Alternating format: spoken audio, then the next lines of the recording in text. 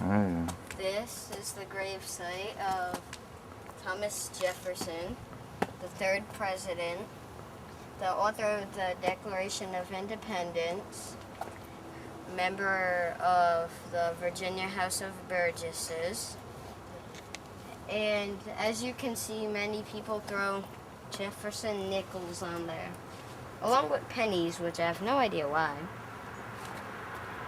Maybe because they don't have nickels.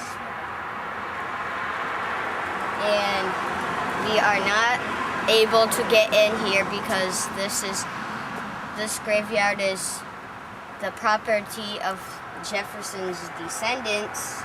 So, well, this gate isn't able to be opened anyway, and that gate is locked.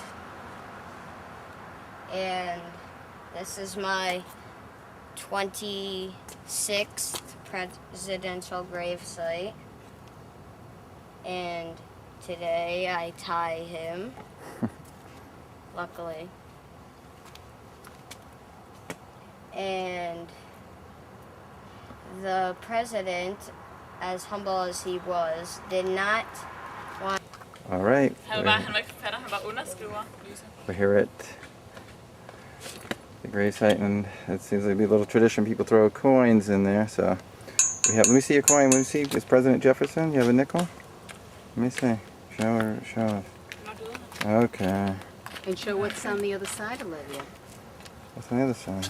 Right. That's okay. Monticello. All right. Which we just toured. Okay. Go ahead, Olivia. Toss it in there gently. All right. Very good. Quite on. You're close. Very good. Ja.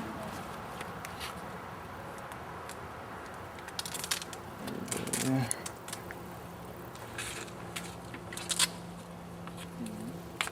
Jefferson, being as humble as he was, on his tombstone along with his other accomplishments, did not want to add that he was the President of the United States from 1801 to 1809.